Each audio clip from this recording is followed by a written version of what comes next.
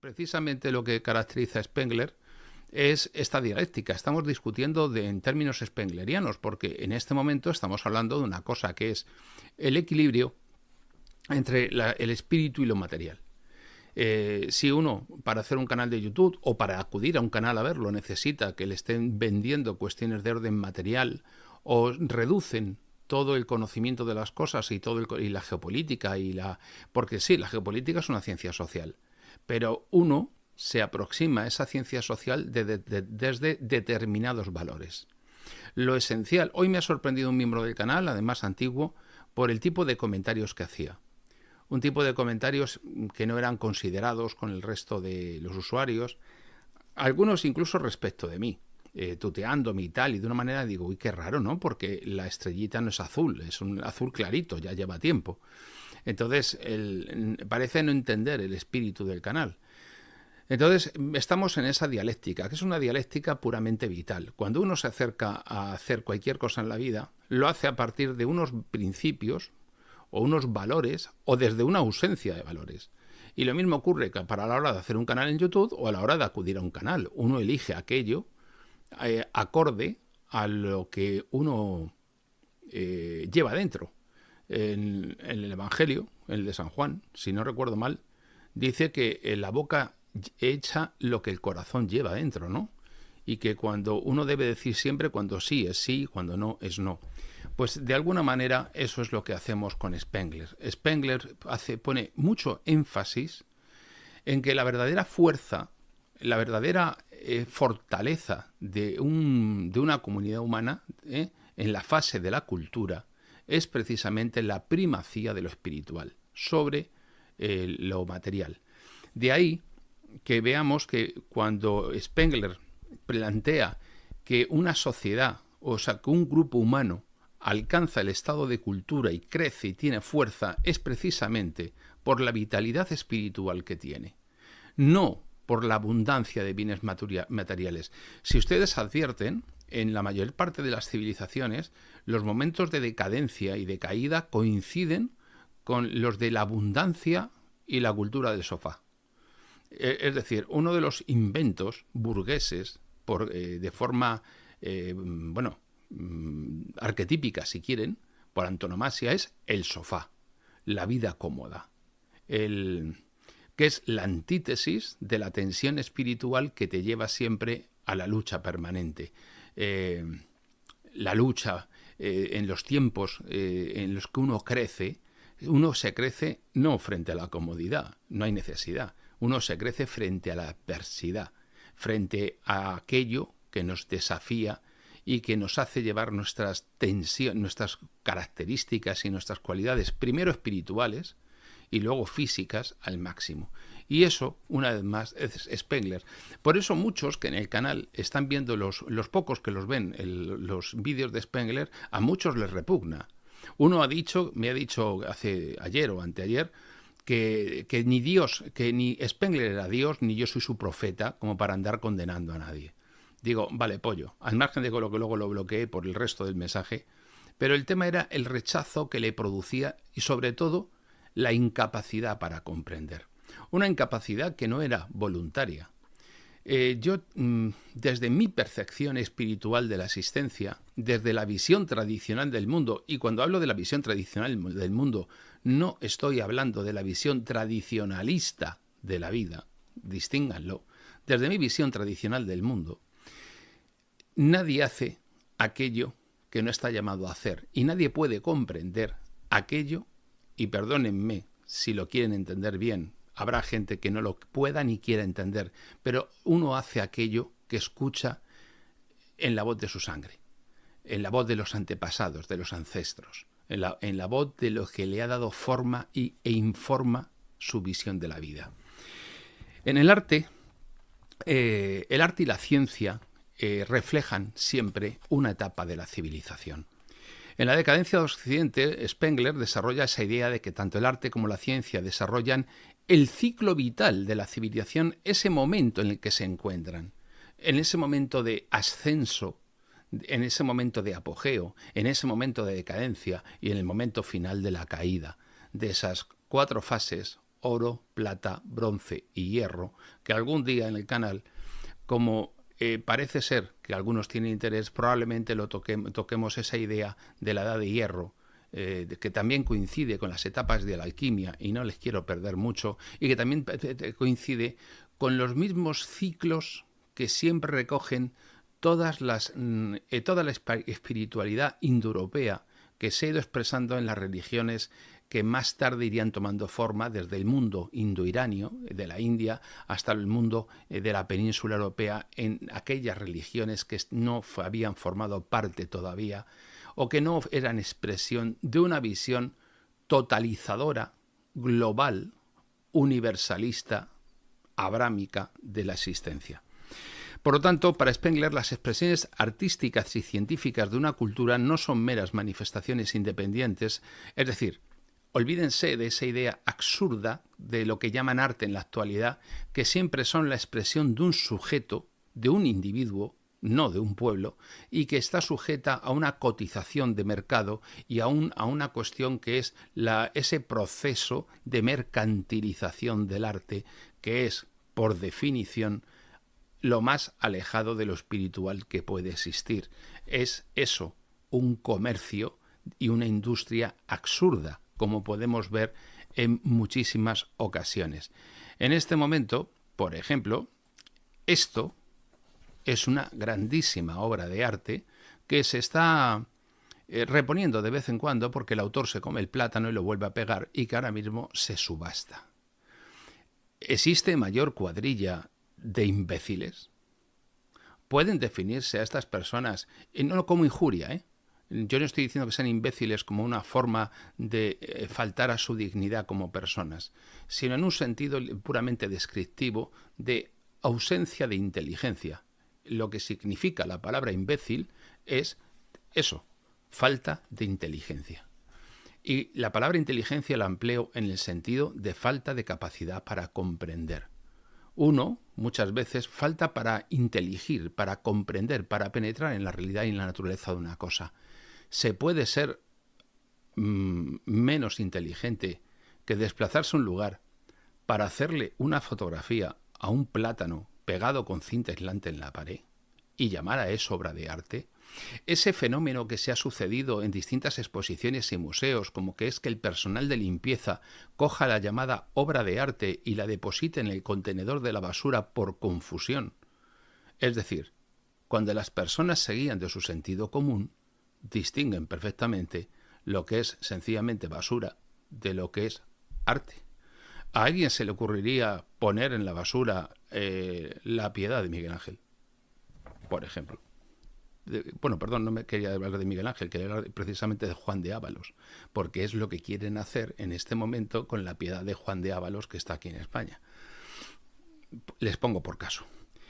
El caso es que estas formas de vida, tanto las formas artísticas como las científicas, están íntimamente ligadas al periodo histórico, al momento histórico y al estado espiritual de esa civilización, porque evolucionan junto con la cultura, y la transformación a lo largo del tiempo pues son evidentemente una perfecta ventana para advertir la fase en la que esa cultura se encuentra, desde un primer momento de impulso creador imparable hasta ese momento de vejez, de decadencia, de encaminarse a la tumba y a la muerte. Son siempre la expresión de un alma cultural, tanto el arte como la ciencia. ¿Y por qué son, a decir de Spengler, la expresión del alma de una cultura? Porque son reflejos de su visión del mundo, de sus valores y de sus aspiraciones. En las primeras etapas de la civilización, tanto el arte como la ciencia, pues son siempre simbólicos, metafísicos, apelan a realidades trascendentes y en ese momento pues están en conexión con el alma profunda de la sociedad, de la comunidad, del pueblo en el que viven. Ustedes piensen ahora, ¿con qué nos conecta un plátano pegado a la pared con cinta aislante?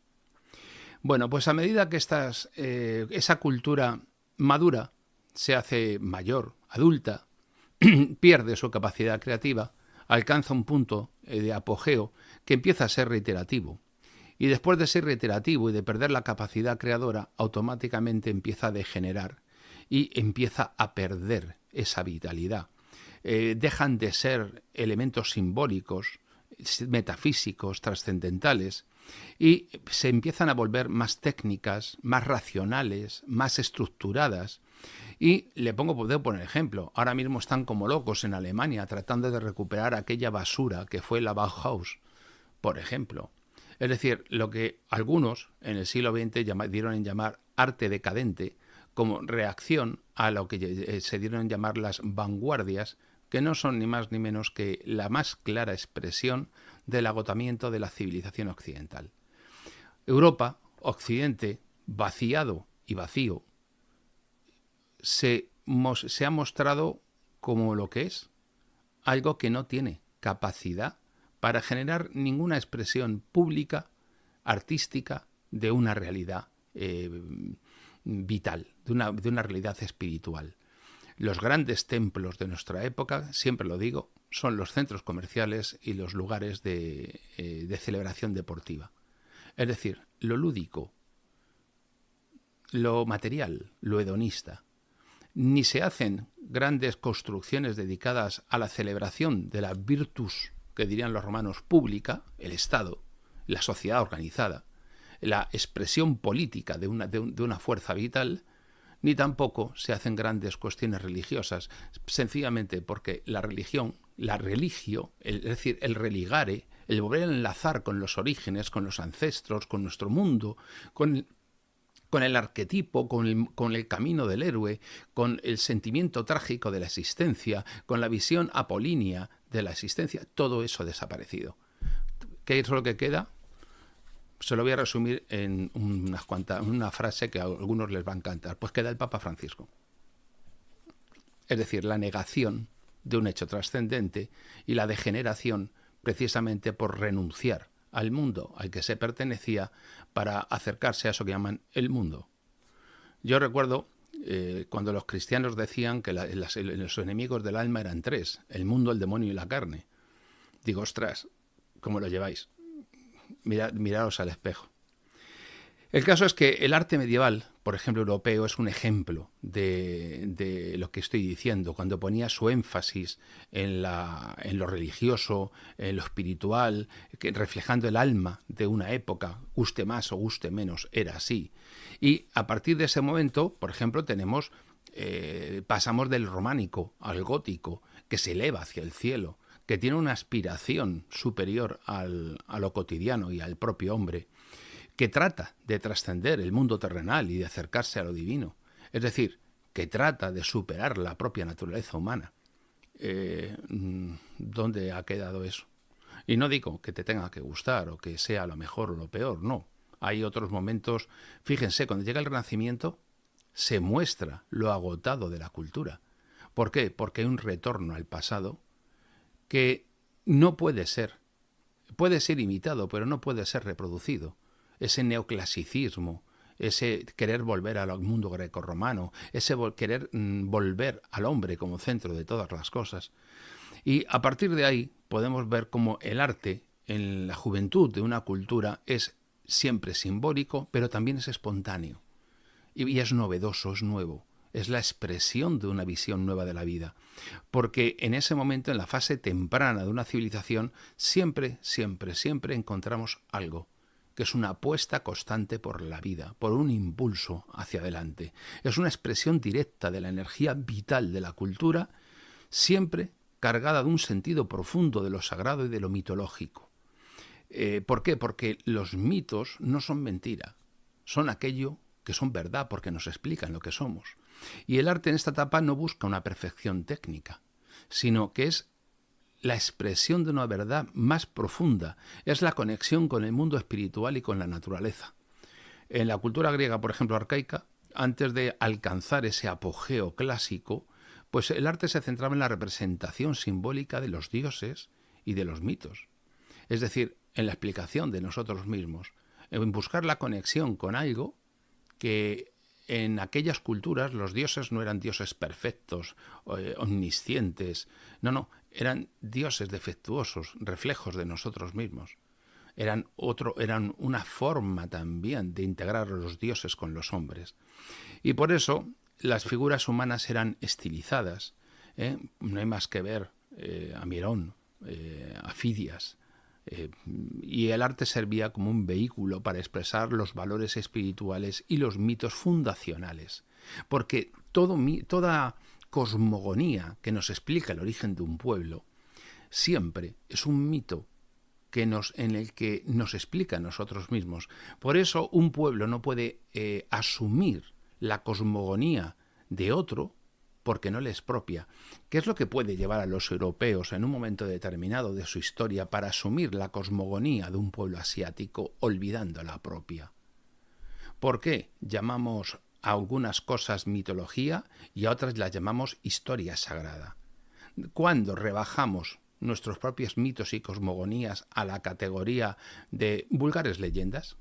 Y cuidado, la diferencia entre mito y leyenda no la estoy olvidando, para elevar a otro a la categoría de religión. Pero ¿cómo voy a volver a volver a encontrar el lazo con algo que me es espiritualmente no solamente extraño, sino también ajeno? Bien, pues eso se entiende muy bien porque también se entiende la esterilización espiritual de una cultura.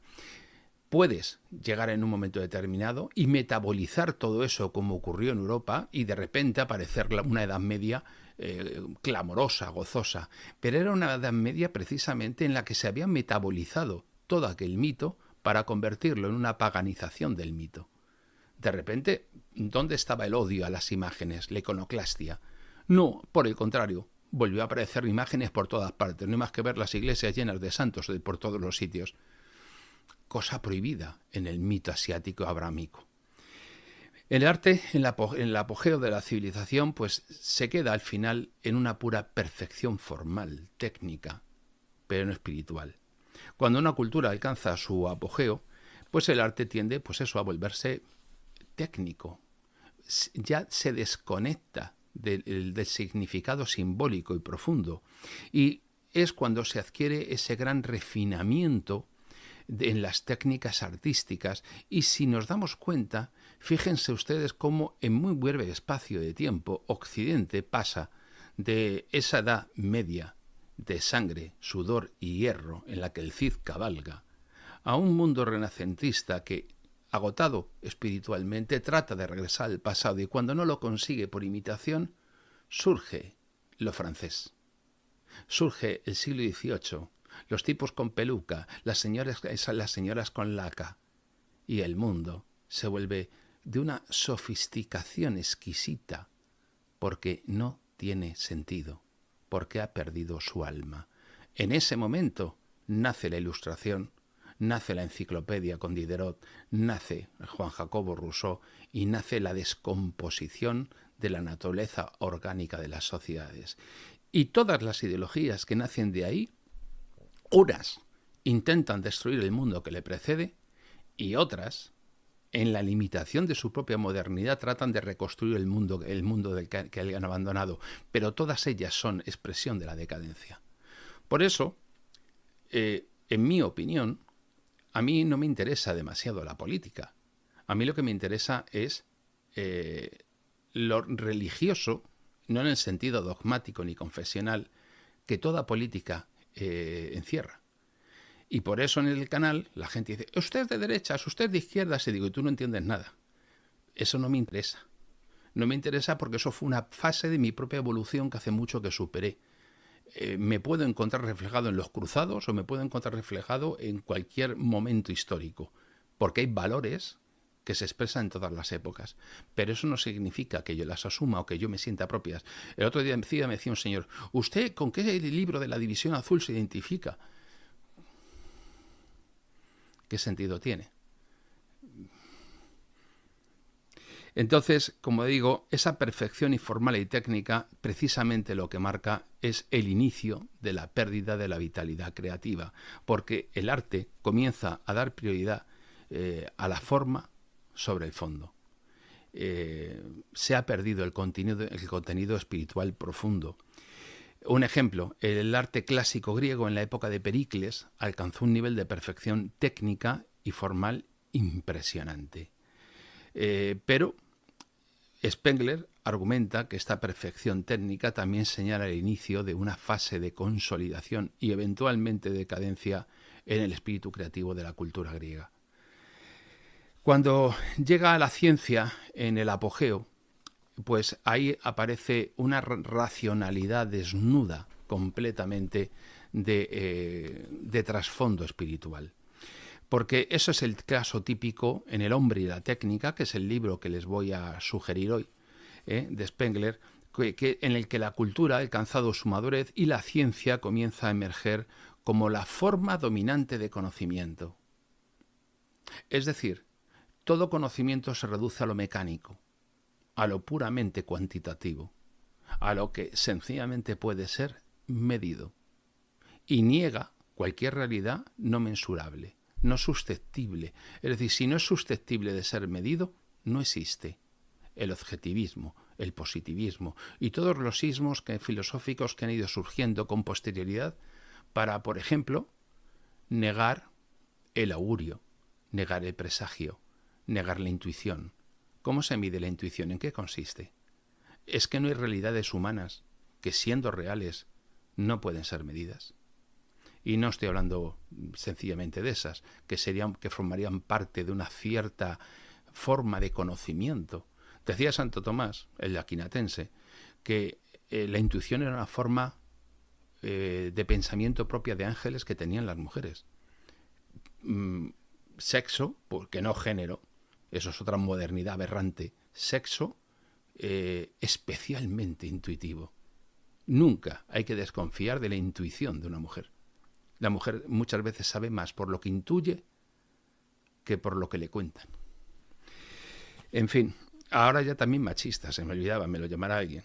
Y, por ejemplo, en la Grecia clásica la ciencia alcanzó su apogeo con figuras como Aristóteles, que intentó pues sistematizar el conocimiento en una serie de tratados para abarcar desde la biología hasta la ética. Es decir, tratar de sistematizar todo el conocimiento en un impulso que ya en entonces estaba condenado al fracaso. Y esa sistematización racional pues marcaba precisamente el paso de la cultura hacia la civilización, desde una cultura viva, llena de fuerza, hacia una sistematización puramente estructural, formal, si se quiere ordenancista y mecánica. En la decadencia, el arte siempre es lo mismo, repetición y artificialidad. Eso es así, no hay otra cosa. Y lo vemos en nuestro tiempo. Siempre el arte se ha convertido en una pura cuestión de diletantes, de snobs, de gente pretenciosa que pretende singularizarse y distinguirse del pueblo y de la sociedad en la que vive. Que el arte, por definición, nunca es universal. No es intercambiable. Porque las almas de los órganos vivos no son intercambiables. Por lo tanto, esta repetición y esta forma artificial de conducirse, en lugar de crear nuevas formas y expresiones, pues tienden a imitar los logros del pasado en un primer momento. En esta fase el arte ya no es expresión viva del alma cultural, sino una mera recreación técnica de lo que una vez tuvo un significado propio.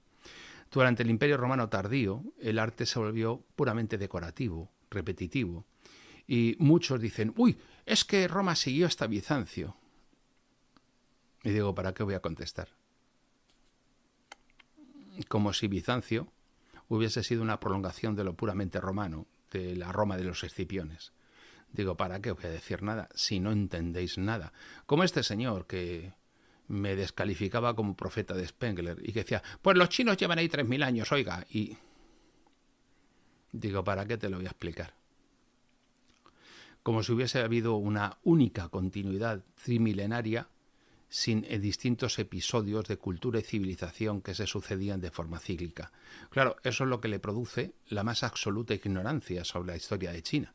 Si la conociera un poquito por encima o hubiese leído a Spengler, cosa que el bocachancla no ha hecho, pues igual podría estar en condiciones de entender algo, pero no lo necesita. Le basta con ver pantallas y le basta con ver vídeos que digan tragedia en Ucrania. Con eso es suficiente.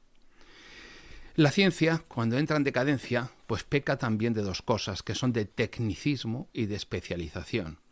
Pierde la conexión con las grandes preguntas filosóficas y la metafísica, cosa que hoy día, por ejemplo, vemos que en gran medida cada vez hay más científicos que son personas religiosas, en su religión, cada uno según su cultura, precisamente porque no pueden, porque de alguna manera no asumen el vacío de ese tecnicismo propio heredado del siglo XX.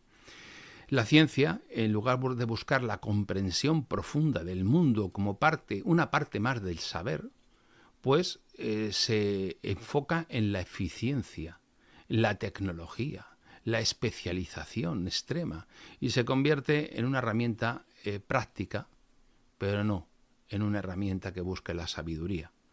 En la cultura occidental moderna, según Spengler, la ciencia ha dejado de ser una búsqueda filosófica y se ha convertido en una herramienta de control tecnológico. La especialización extrema en áreas como la física cuántica o la biotecnología son impresionantes, es cierto, pero no responden a las preguntas fundamentales sobre el sentido de la vida o sobre la naturaleza del cosmos, de lo existente, sino que se centra sencillamente en la aplicación técnica y el control humano sobre la naturaleza. De verdad que la tecnología que se utiliza, tecnología médica que se utiliza, como otro me decía, es que usted, para escucharle a usted, parece que vive en el Paleolítico. Sé lo que quieres decir. Sé perfectamente que me dices que no soy de este tiempo. Y yo, aunque me lo has dicho con intención de ofenderme, yo te lo agradezco. Y te lo agradezco porque efectivamente no soy de este tiempo, ni quiero serlo, porque además lo desprecio profundamente. Porque de verdad alguien piensa que la tecnología que le permite al ser humano practicar abortos por cientos de miles en todos los países del mundo tiene algo de conexión con lo humano. Y el arte, en la transición del periodo de la cultura a la civilización, pues según Spengler, tal y como se puede entender el arte, ha dejado de existir. Porque como he puesto en el lema de la miniatura de hoy, nuestro arte actual es un largo juego de formas muertas en las que querríamos mantener la ilusión de un arte vivo. Pero es que para que un arte esté vivo, la cultura y el espíritu que anida esa cultura, otro me decía, vamos a ver, defíname espíritu. Digo, no puedo. No solamente no te puedo definir qué es el espíritu, sino que además tampoco tú lo entenderías nunca. Porque no basta. Es decir, suponer que todo el mundo está en condiciones de acceder a determinado tipo de conocimiento es una estupidez. No todos. Es decir, son muchos los llamados, pero pocos los elegidos. No todo el mundo está en condiciones de entender todas las cosas. Hay personas que por su propia opción vital hay una total negación hacia lo trascendente. Y por lo tanto hay una predisposición a negar todo aquello que no pueda ser medido. Y en este caso, nadie que no quiera entenderlo, porque se entiende no a través de un cálculo racional matemático, sino que se entiende a través de una predisposición en la que hay otras potencias a la hora de conocer las cosas, entiende lo que es el espíritu de una civilización y de un pueblo. En alemán, y en la época de final del XIX y del historicismo, se hablaba del Vollgeist, del Zeitgeist, del espíritu de la época. Efectivamente, así es. El arte moderno, como digo, pues se ha convertido en una industria, en un producto comercializado que no tiene el poder de conmover a nadie, a ninguna persona.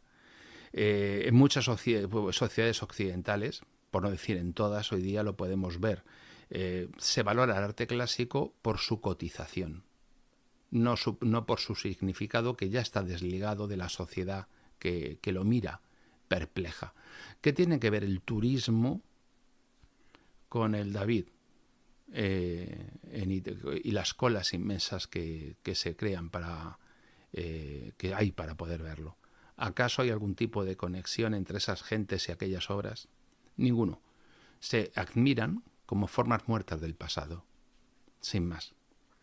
Por lo tanto, el arte moderno y el posmoderno pues se han alejado completamente de cualquier narrativa espiritual que le dé sentido al arte, a la existencia y por supuesto de cualquier filosofía coherente con ellas.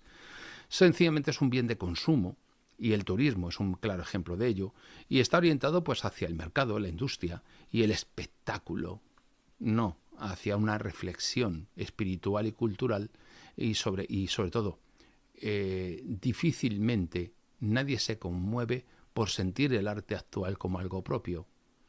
Si a lo sumo se conmueve desde un cierto subjetivismo que no voy a entrar ahora, pero no precisamente por el arte. Para empezar, se entra en algo tan abominable como es eso que llaman relativismo. Bueno, todo es relativo. Al revés.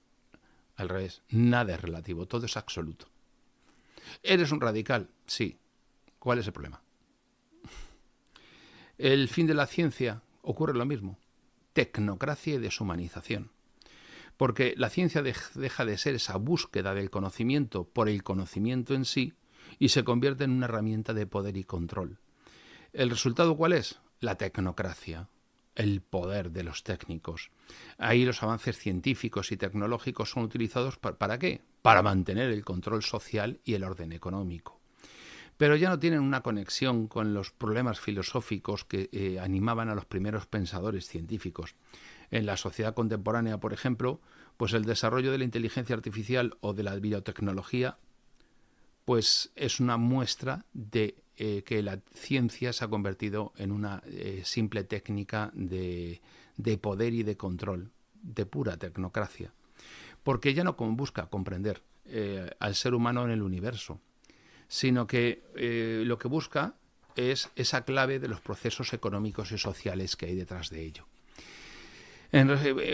Podemos decir que el arte y la ciencia son, como los canarios en la mina, una muestra clara que anuncia el momento del ciclo vital en el que se encuentra.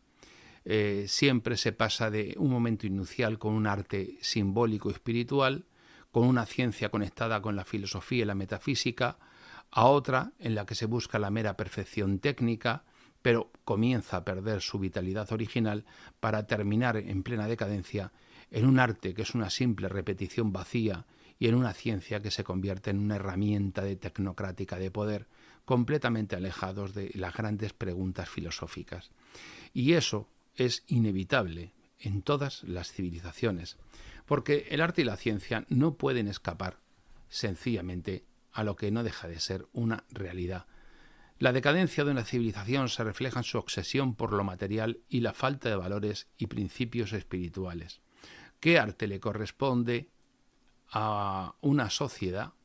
¿Qué arte y qué ciencia le corresponde a una sociedad en la que las damas y los caballeros hacen alarde de sus habilidades sexuales en público?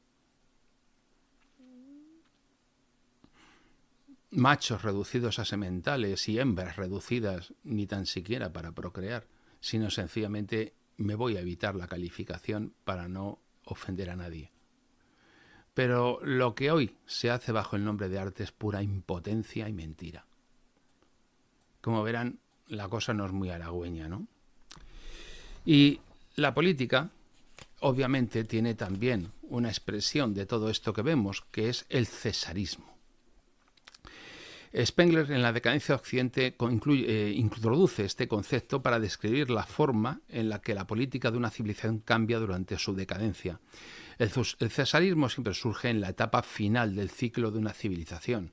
De repente, alguien enérgico, de repente, alguien brillante, de repente, alguien desconectado de su tiempo y que generalmente fracasa, pues quiere hacer una cosa que es imposible, que es revertir el ciclo de la civilización. No va a ocurrir, pero lo intenta. Y lo intenta porque en él sí viven y anidan las virtudes de su cultura. Pero viven en él, no en la sociedad que le rodea o que tendría que respaldarle. Por lo tanto, cuando la vitalidad cultural ha disminuido y las instituciones democráticas o republicanas ya no son capaces de mantener el orden ni de inspirar a la población, pues el cesarismo representa la consolidación del poder en manos de ese líder fuerte, autoritario, que actúa como una especie de figura centralizadora, que es muy similar a la de los antiguos emperadores romanos, que gobiernan siempre por la fuerza y el carisma personal, sin encontrar nunca acogida en la continuidad de las instituciones. Es lo mejor que ese individuo puede dar y que influye, afecta y transforma a los demás. Pero ya no es la sociedad como sistema, como fuerza vital la que se impone. Uno de los signos más claros de la decadencia de una civilización, según Spengler, tienen que entender bien lo que voy a decir y lo voy a explicar, es la erosión de las instituciones democráticas.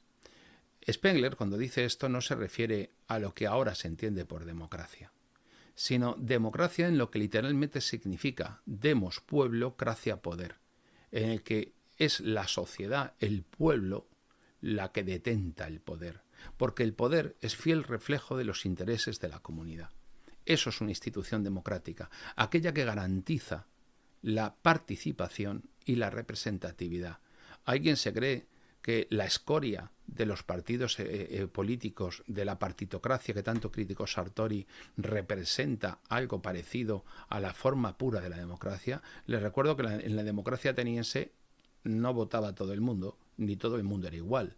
El igualitarismo es otro de los defectos de la partitocracia y de eso que parieron los ilustrados a lo que han dado en llamar democracia, que no es ni más ni menos que una forma degenerada y decadente de la expresión de la masa. La democracia o la república en Roma, precisamente lo que eran es aristocráticas, luego devinieron en oligárquicas, cuando de repente la condición senatorial se hizo hereditaria, por ejemplo, y cuando la mayoría de los senadores, ya en la época imperial, al principio de ella, procedían. No eran ni tan siquiera itálicos, no ya romanos, ni itálicos siquiera. Eran sencillamente gentes ajenas a la historia previa de Roma.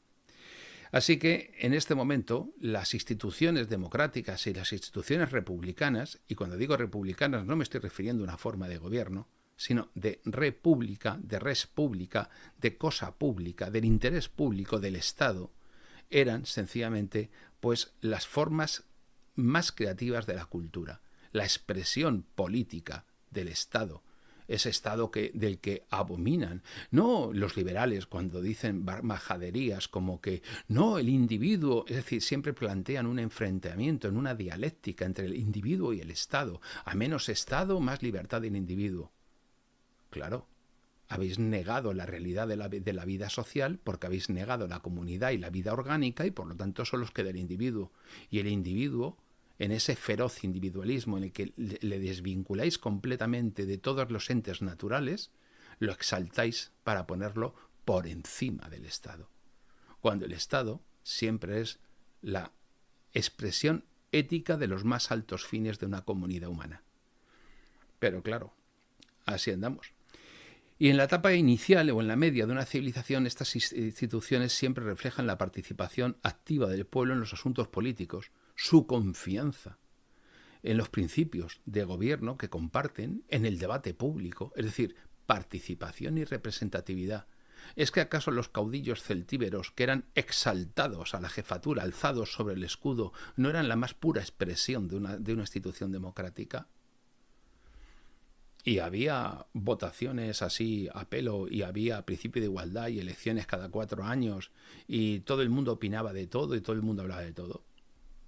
Y había partidos políticos, que es una de las mayores aberraciones de la historia, la agrupación artificial de las personas en organizaciones que tienen como condición previa hacer triunfar a una parte sobre el todo. Entiéndanme, ¿por qué no soy demócrata? Bueno, pues a medida que la civilización madura y entra en decadencia, pues estas instituciones comienzan a perder su eficacia y su relevancia. Un ejemplo, en la antigua Roma republicana, pues las instituciones como el Senado representaban un equilibrio entre las distintas fuerzas políticas y sociales y fíjense, cuando llega el final de su etapa de ascenso, surge el conflicto entre lo que ya comienzan a ser oligarquías que han abandonado el sentido meritocrático y aristocrático de la existencia y los populares representados por César. ¿Y qué ocurre en aquel siglo I antes de nuestra era? Que sobreviene el caos, la guerra civil. se cambia, pero ya no vive la República, ya no vive el periodo antiguo, sino que vive un proceso de extranjerización, de barbarización, de ausencia de la fuerza vital, porque uno no puede pretender recuperar, ejemplo, uno no puede recuperar el espíritu de la Castilla que fuimos una vez si Castilla la llena de gente de fuera. Es muy curioso ver los vídeos de los saqueos en Valencia. ¿Quiénes son los que los protagonizan? Eso es la lealtad a la comunidad. Ese es el sentimiento de pertenencia. Uno no se siente vinculado por mucho que esté en un sitio, por mucho que diga que tiene un papelito que le dice que es un gato y haga miau, sigue sin ser un gato. Y uno no le duele lo suyo. Por una razón, porque no es suyo. Por lo tanto, vemos que en aquel entonces el Senado, en la época republicana, cuando todavía la República no había degenerado, era un equilibrio perfecto entre las fuerzas políticas, las fuerzas sociales, y se producía la participación de los diferentes sectores de la sociedad. Y la toma de decisiones era la expresión de la voluntad del pueblo, que por supuesto no se expresaba en las urnas. Eso de uno tiene que ser oligofrénico para, habiendo caído en la desgracia de ser periodista, salir además diciendo en la televisión: estamos aquí en el colegio electoral, en la fiesta de la democracia. Y entonces es cuando comprendes que deberían haber estrangulado a esa persona con el calcetín sudado de su padre. Más que nada porque el mundo no puede funcionar con gente así. Gente tan abyecta como los periodistas que asisten en la actualidad a las conferencias de prensa en el Congreso, tan indigna y tan degradada como toda esa. Por lo tanto, las instituciones comenzaron en aquella Roma a perder precisamente poder e influencia, debilitadas por algo como es la corrupción y las luchas internas por el poder. Expresión del agotamiento que vivían. El agotamiento de la vitalidad política es uno de los síntomas más claros. La historia es el resultado de la lucha constante entre las fuerzas del orden y el caos. En fin, durante la fase de auge de una cultura, la política siempre es dinámica y los ciudadanos participan activamente en la vida pública. ¿De verdad que participar en la política es ir a meter un papel en una caja cada 4 años? ¿En serio? Pero cuando la cultura entra en su fase final, pues este espíritu colectivo desaparece. La gente se vuelve apática o desconfiada en las estructuras políticas. O dicen aquello de: uy, yo soy apolítico. No, tú no eres apolítico. Es más, si hablo contigo seguro que tienes opiniones políticas. Lo que pasa es que sencillamente eres inane, pusilánime. O sencillamente, lo que es peor, estás completamente contagiado, porque no percibir el olor a corrompido del mundo moderno es sencillamente muestra de contagio. El mundo moderno no tendrá castigo. El mundo moderno es el castigo. Quien no entienda que todo lo que está ocurriendo no tendrá castigo, sino que este es el castigo por lo que hemos cometido con anterioridad, no entenderá nada. La degradación nos vino el día que dejamos de ser fieles a nuestro espíritu, el día que admitimos que todos somos iguales a los hijos de un Dios. ¿Cómo vamos a pensar eso? Si todos somos iguales es que no hay diferencias. Y si no hay diferencias, ¿por qué tu cultura es para ti superior a la de otro? ¿Y dónde empiezas y terminas? Por eso, incluso en las religiones universalistas, cuando se han metabolizado en Europa, se ha negado que fuesen en realidad universalistas. Y cuando lo hicieron, no me voy a meter más por ahí para no perderme. Bien, por lo tanto, vemos que en este momento la democracia o la república, pues ya no, que requieren esa participación activa y el compromiso de toda la ciudadanía, pues ya no funcionan. Así ha ocurrido, por ejemplo, en la fase final de la República Romana que hemos visto estos días, las luchas entre las facciones políticas, entre Octavio y Marco Antonio, por último, en la Cuarta Guerra Civil, los triunviratos, que eran una situación excepcional respecto de la elección anual de cónsules, de los 2 cónsules, y esa desconexión entre la élite gobernante y el pueblo, pues condujeron todas ellas a una crisis en la que el sistema político pues no pudo superar los desafíos que planteaban a nivel interno y externo del imperio, y eso fue lo que le abrió paso a la aparición de líderes autoritarios como fueron en su momento Pompeyo, o como fueron César, o como fue Octavio, o como fue Marco Antonio. ¿Y cómo se soluciona aquello? No se solucionó. Sencillamente hizo crisis, hizo crack, hizo quiebra, cambió y se agotó.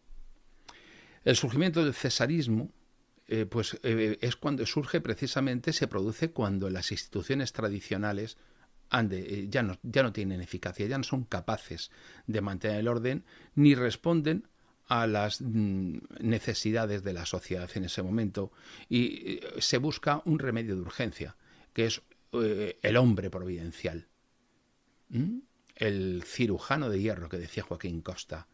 Necesitamos un cirujano de hierro que lo enderece todo. ¿Por qué decía Joaquín Costa eso en el regeneracionismo a final del 19? ¿Porque en ese momento teníamos un problema? No, el problema vino mucho antes.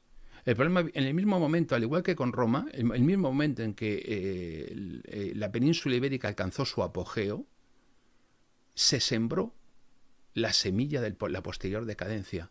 La muerte del infante don Juan, hijo de los reyes católicos, dio paso a que su hermana Juana, casada con un Austria, reinase.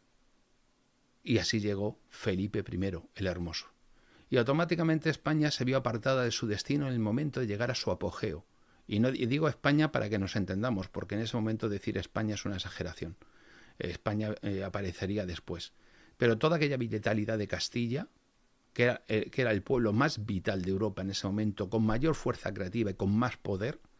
De hecho, no lo olviden, Colón no toma posesión de América en nombre de España, toma posesión de América en nombre de la reina Isabel de Castilla. Cuidadito. Pues a partir de ahí, y de hecho, cuando se menciona a Fernando no por ser rey de Aragón, sino por ser rey consorte de Castilla, que esa cualidad es fundamental. No lo olviden. Y cuando muere su esposa Isabel, quien hereda a su hija Juana, y él vuelve a ser nada más que el rey de Aragón. No lo olviden. Es Castilla. Y en ese momento Castilla, por la muerte del infante don Juan y la desaparición de la dinastía autóctona castellana, se ve en su momento de apogeo y agotada su fuerza vital, en ese momento de mayor crecimiento y expansión, al interés de los Austria. Y cuando los Austria se agotan, precisamente porque Castilla solo es una joya más en su corona, la más valiosa, pero una más, en la que se apoyan, una más, es cuando aparecen los Borbones.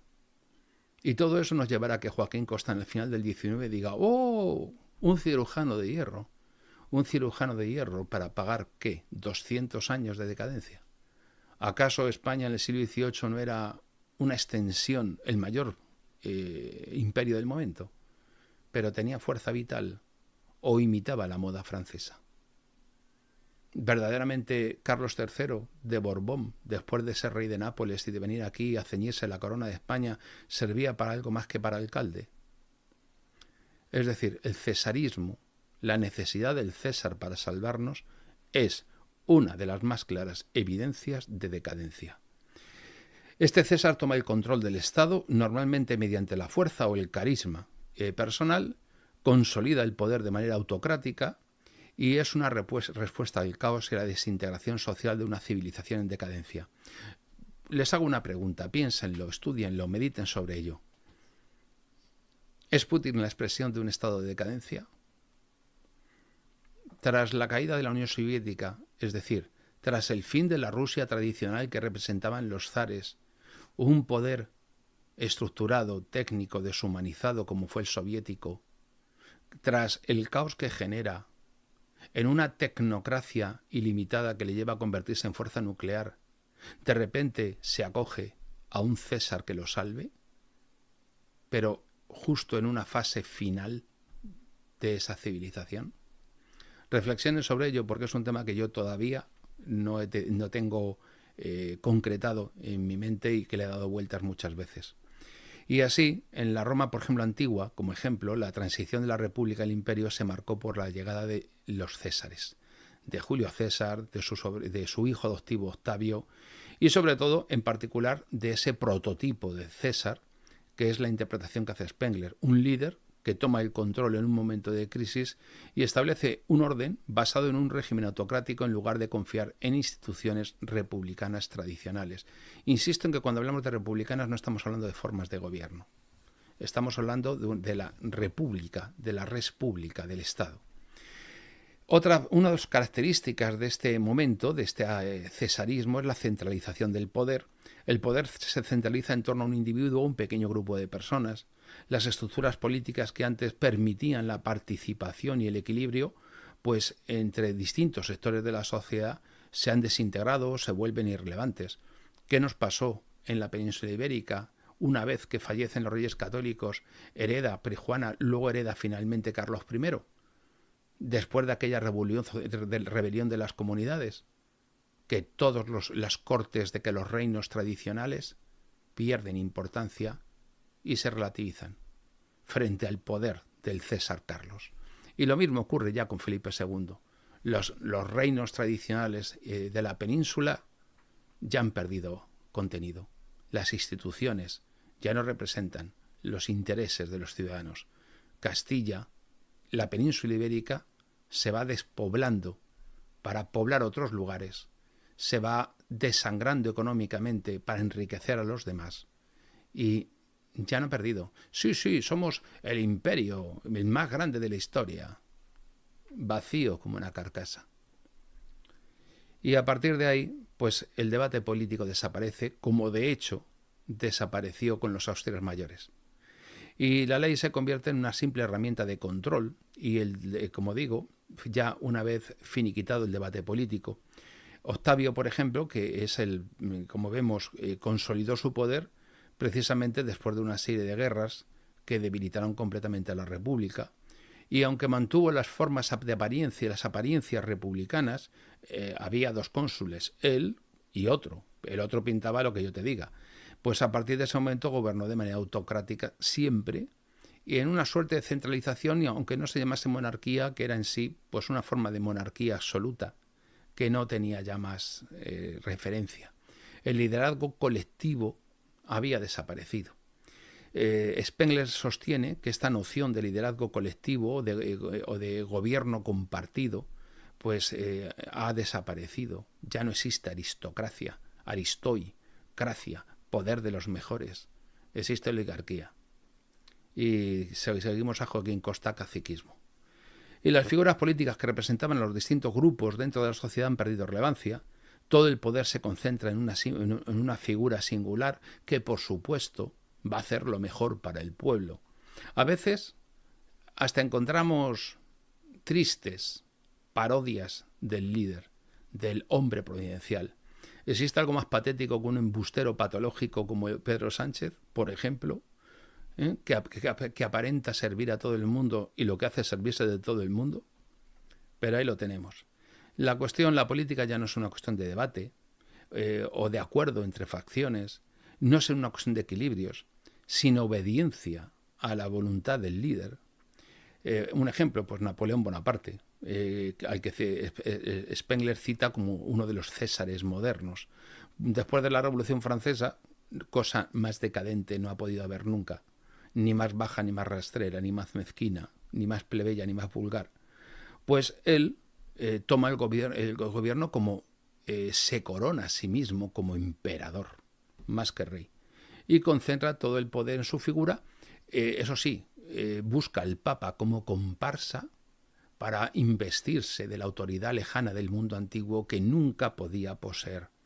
Y una vez más son las águilas del emperador las que recorren Europa parodiando a aquellas águilas de la antigua Roma, igual que ahora son las águilas de los Estados Unidos, en una vocación imperial agotada, en la que en un estado postrero y final de lo que ha pretendido ser una cultura que nunca fue y que se ha limitado a ser una simple civilización en su etapa final, aunque se resista a morir. Y de esa manera, en la figura de Napoleón se concentró todo el poder pero puso fin a todas las formas republicanas de participación o de representatividad que pudieran darse. El cesarismo es siempre, en conclusión, una respuesta a un caos social y a la fragmentación que caracteriza a una civilización en decadencia, que se desintegra en luchas intestinas, en desigualdad, en corrupción, en ineficacia de las instituciones políticas, y todo ello crea un entorno propicio para que aparezcan el líder fuerte, el hombre providencial, el salvador de la patria, ¿no? Ninguna patria necesita ser salvada cuando es fuerte.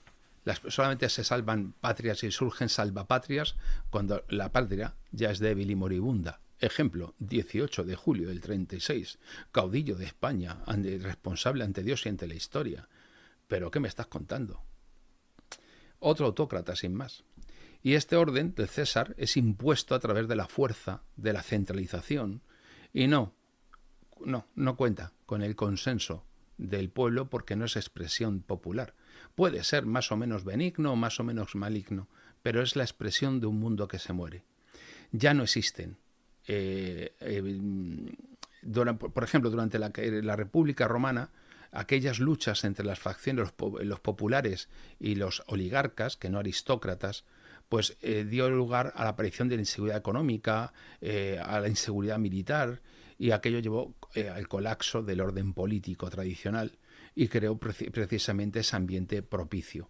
Porque una de las características, fíjense, de los césares es la militarización del poder.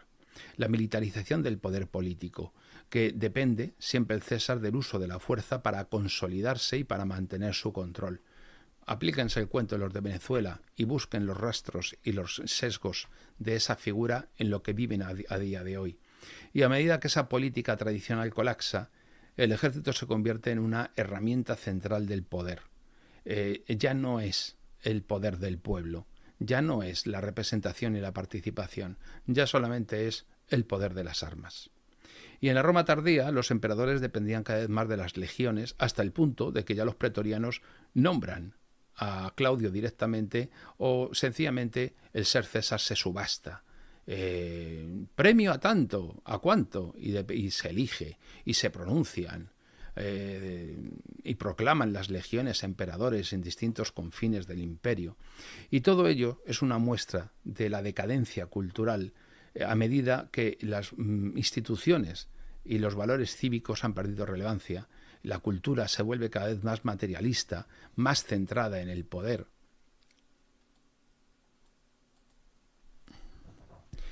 Porque la decadencia histórica es el resultado de la falta de vitalidad espiritual en una civilización. El César representa el final de la era cultural creativa y el inicio de la fase de estancamiento y de repetición. Ejemplo, pues durante la época, el auge del Alto Imperio, pues el arte, la cultura y la literatura romana estaban influidos por la vitalidad de la cultura griega, pues comenzaron a declinar y se volvieron repetitivos, desprovistos de originalidad, de gracia, de fuerza creadora. Se acabó la creatividad propia de un espíritu nuevo y el pan y circo, la distracción y el espectáculo, el halago a la chusma. Y don Francisco, si hace usted en este canal programas como el de Spengler, pues no va a crecer. O sea que tú lo que quieres es que yo me someta al dictado de la masa, o mejor dicho, de la chusma y de la plebe. Claro, ya te entiendo. Pues no, me sigo quedando con el debate cívico y me sigo quedando con la participación de los usuarios del canal en el chat, porque precisamente eso es lo que hace que este chat sea superior culturalmente a aquellos chats propios de la civilización, puramente mecánicos, puramente técnicos, puramente sometidos al dictado del dinero. El cesarismo obviamente es parte inevitable del ciclo civilizacional, porque no es simplemente un accidente o un fenómeno excepcional, sino precisamente parte inevitable, ineludible de la decadencia de una civilización.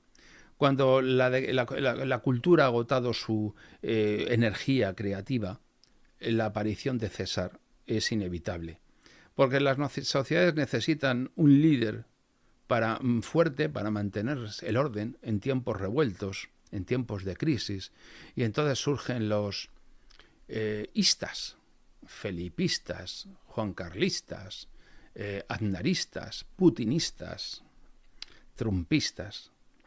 Y evidentemente nada va a detener el declive.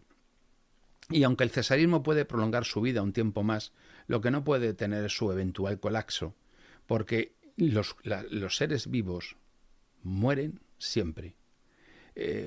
Nacen otros, en los mismos lugares, con la misma masa biológica, pero sí existe para entonces. En este caso Europa no parece que vaya a existir, parece que va a ser claramente una masa de gente caleidoscópica, por decirlo así. Y el ejemplo, pues el cesarismo de Napoleón, porque aunque sí trajo un periodo de expansión, de estabilidad, creó la legislación civil modélica copiada en toda Europa, no pudo evitar que ese orden que él estableció se desmoronase en el mismo momento en que le mandaron para Santa Elena. Y la Revolución Francesa, que había agotado la energía creativa de esa sociedad, pues no volvió. Y a partir de ahí el imperio de Napoleón solamente fue la fase final de un ciclo de decadencia. Y esto, nos guste más y nos guste menos, son el arte y el cesarismo como síntomas y como expresiones de las tesis de Spengler. No lo olviden, la verdadera riqueza de una civilización radica en su patrimonio cultural y espiritual, no en su poder material. Eso es lo que piensan solamente los más decadentes con los que convivimos.